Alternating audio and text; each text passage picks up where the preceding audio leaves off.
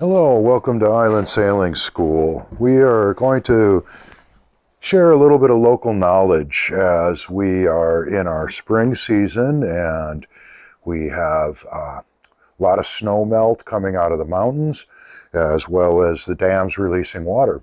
So we're in a period where the currents on the Columbia River are going to be a lot stronger than usual throughout the year. And one of the things that always to keep in mind, local knowledge is always the best knowledge. So always seek local knowledge, and we're always happy to help with that. So we'll have some tips here for navigating the river during these periods of increased current. Some of the language we want to be clear about. Wind, of course, we name in terms of where it's coming from because it tells us about the nature of the weather. It's a northwesterly wind or a southerly wind, etc. Current is the opposite. We name it based on where it's pushing us, where we're going, because that's what we need to know. Set and drift, of course, you'll learn as you get into navigation, are the key aspects of factoring in what our actual heading is going to be based on current. We also want to be clear about when we're talking about being up current or down current of something. Up current of it means we're up above it. And if we don't do anything, if we don't sail away or motor away, we're going to get pushed down toward it or set down upon it. If I'm down current of something, no big deal, I'm going to drift away from it.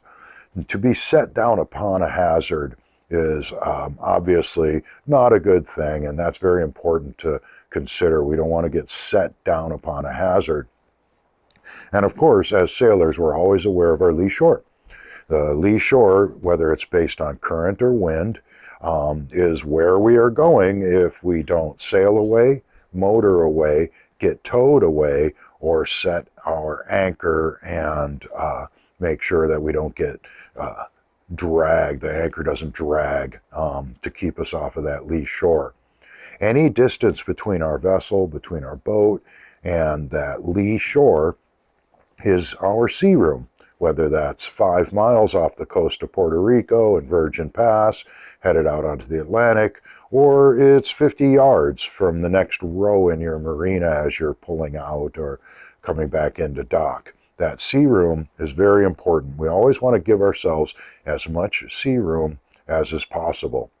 There's no reason to go near a lee shore or a lee hazard or a hazard off our leeward side unless we have to commit, unless we're going in an entrance or we have a downwind or down current slip. The other thing we're going to talk a little bit about at the end is what's called lee bowing, which is a technique that we can use based on wind angle and desired course when we're negotiating currents. And adverse current being, coming against us or from the direction where we want to go.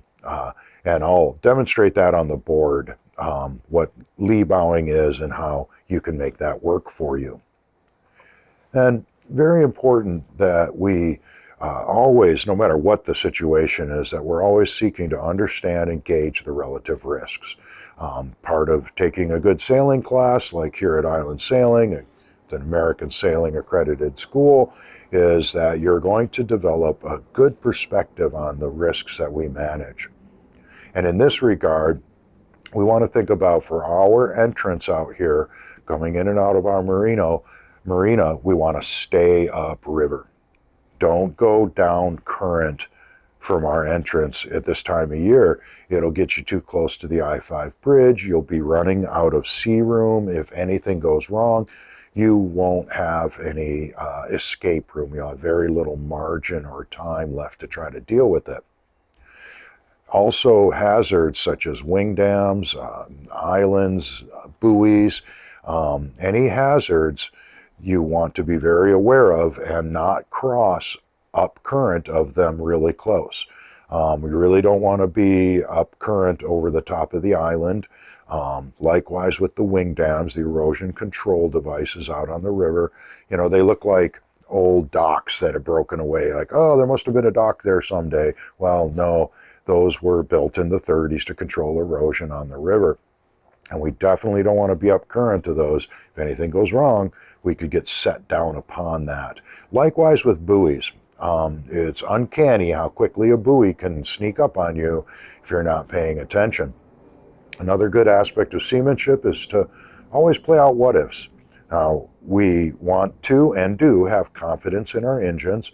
All of our Tohatsu outboards go into a professional servicing on a regular basis, so we want to have confidence in those engines, but we don't necessarily trust them.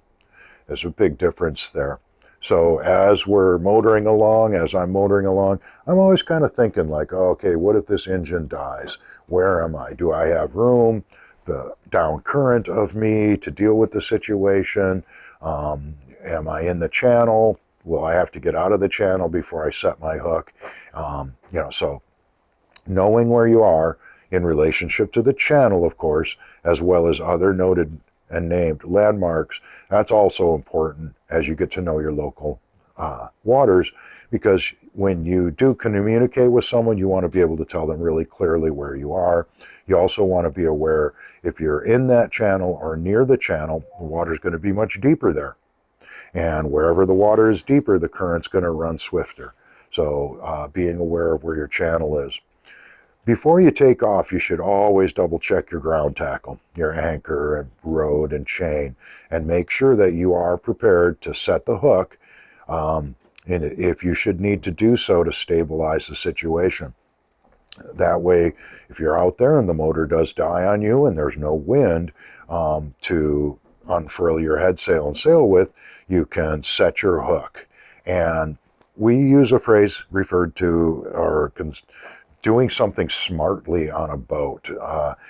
In our mind, we think of that as doing something with velocity and grace, as opposed to being like a clown car out there. So it's really good to practice anchoring and consider it's like a mindset. It's a way of being. I'm going to do this smartly on this boat. I'm not going to rush around. I'm not going to be jumpy. I'm not going to, oh my gosh, but I am going to do it with velocity and grace. It'd be like, hey, Bob, would you get the anchor bucket out from down below, set it in the cockpit? I'm going to go ahead and tie off the bitter end to my mast. We're going to move it out onto the foredeck, and then I'm going to set that anchor out through the bow pulpit off the bow pretty efficiently, again, with velocity and grace. So here on the chart, we're going to show you some of our major areas that we want to be considering and what the hazards are involved. So of course we're sailing out of Tomahawk Bay here, and this is our entrance. So we really want to stay upriver of that entrance. If you get down by this line, just turn around and motor back up or sail back up. As you can see, we've marked this entire area off by the I-5 bridge there, because if you get down in this area, you've got little to no margin left if anything goes wrong. We also want to be aware of our channel in this area. It's a somewhat unique area because we have our primary channel. Then we have two secondary channels based on the fixed span, the tallest unmoving part of the I-5 bridge, the fixed span. In periods of lower water, the barges, they won't open the bridge if they don't have to. They'll move over only as far as they have to clear the bridge. So sometimes they will use this third channel moving all the way to the middle here to clear that bridge. So we want to be aware of this area. You can think of it like a long, thin slice of pizza. And if there's a barge inbound going upriver or an outbound barge heading downriver, we don't want to be anywhere around this area because they will start to move out, again, based on river levels and what their choices are to clear the I-5 bridge. This time of year at high river level, they're quite likely to open the bridge or have to open the bridge. Some of the smaller ones might fit under the fixed span, but be aware that they're not always going to just navigate the primary channel. So as we move upriver, this isn't a wing dam here, obstruction as you can see there. And it's important to note that there are pilings at the end that mark the ends of it. Those can be referred to as dolphins. If you've got a couple pilings tied together, it's called a dolphin. And we don't want to be up current of that. This whole area gets very shallow. And if we're up in this area and something goes wrong, the engine dies, we don't have any wind, we're not going to be able to escape that. We're going to get set down upon the shallows, or worse yet, upon the wing dam itself, which is all rocks and gnarly rocks and jagged pilings. So there is a day mark up here, and when you're out there, you can take and identify your wing dam, the dolphin at the end, and the day mark, and just draw a line between those in your mind, and don't cross across that line. If you're coming down on a starboard tack, you can just tack back out for a port tack here. Just don't go above the island there. And we don't want our boats going into the slough, especially this time of year. The current in there can be very, very strong, and it's not a good idea to try to use discovery learning to see what's necessary to effectively maneuver a boat in strong current and close quarters. So then you'll see buoy 14 here. Of course, you're going to identify that when you're out there. Same thing here. I don't want to necessarily be close on the up current side.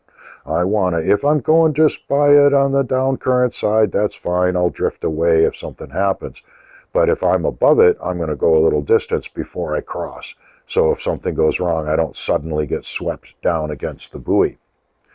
Now, another area to be aware of is Ryan Point. This is where the shipyard is over here. And the old Kaiser shipyard, the World War II shipyard ways are there. This area through here can be a little bit dicey. If you get over in here too far, you can see a wing dam there. You can see a series of pilings marked, piles there. If you get up in here and something goes wrong, you could get swept down into these shallows, into the wing dam, etc. So we recommend being pretty cautious and not going up into those areas, because again, you don't have any escape room if something goes wrong. And don't get too close to the old shipyard ways either. There's an old railroad car that's out under the water that has been there since World War II, and people will hit it if they go too close along those concrete ways. As you look at the channel through this area, you can see how to gauge your channel by looking at buoy 14 and then look downriver to the fixed span, the highest part of the bridge that doesn't move, and you draw a line in your mind, and now you know where the edge of that channel is. Likewise for your primary channel, you can look at the preferred channel marker or junction buoy and 14, make a line that tells you where that channel is.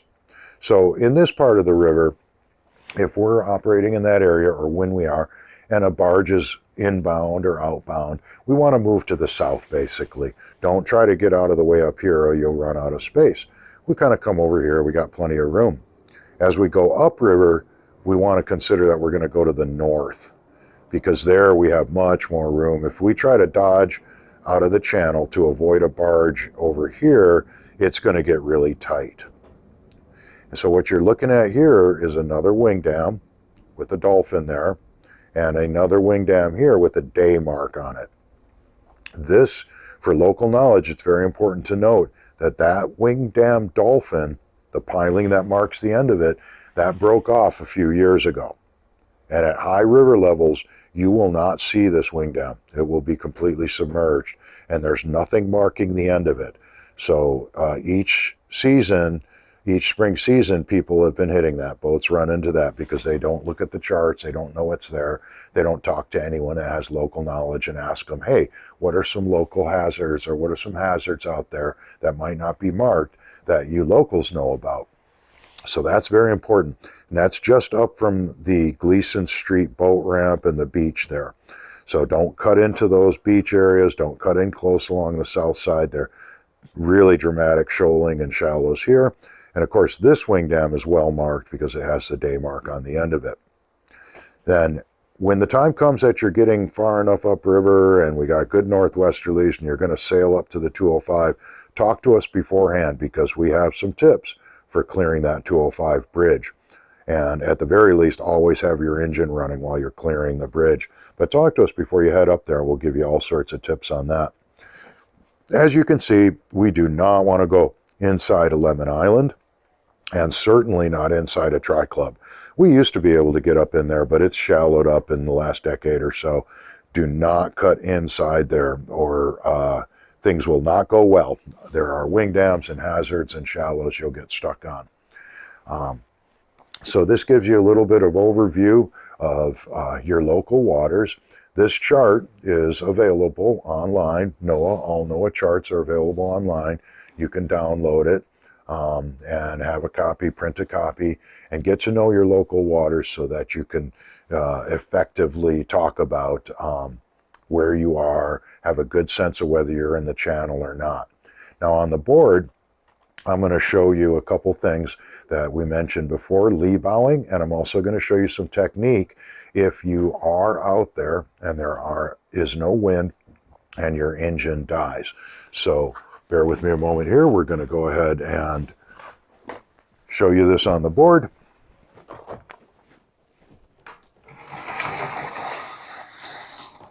So the first thing we mentioned is lee bowing. Lee bowing is, in this case, the wind is coming out of the northwest. This is real-time river orientation for where we are. Downriver, the ocean is that way. Upriver is this way. And so with the wind coming out of the northwest, we'd be broad-reaching, and here's our current.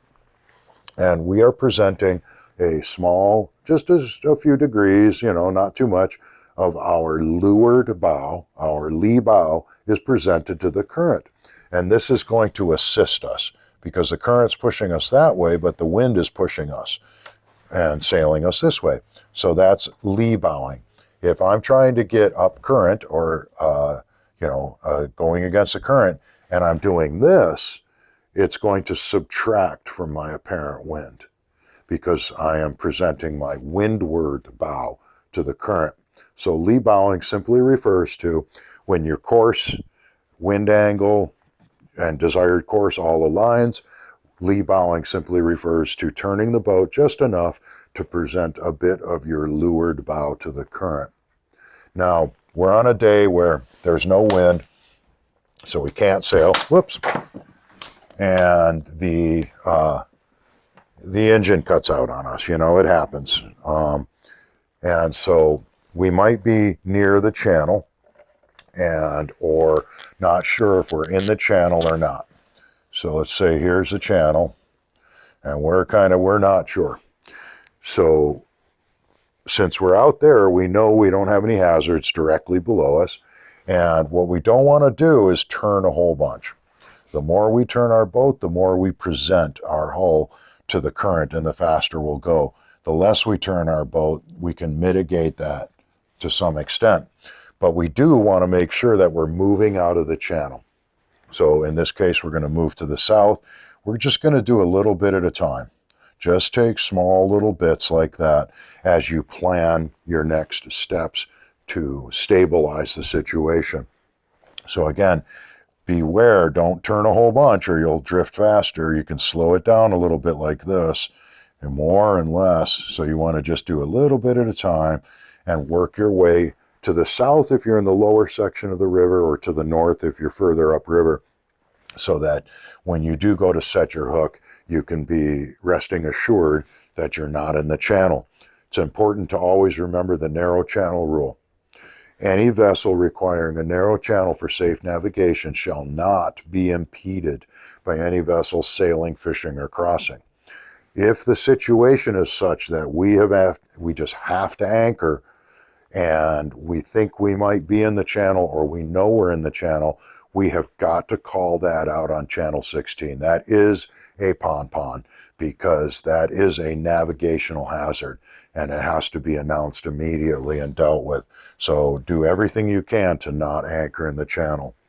So that's a little bit of an overview about how to work effectively with negotiating the time of year that we're in where we have higher currents on the Columbia River. Thank you very much, and we'll see you out there.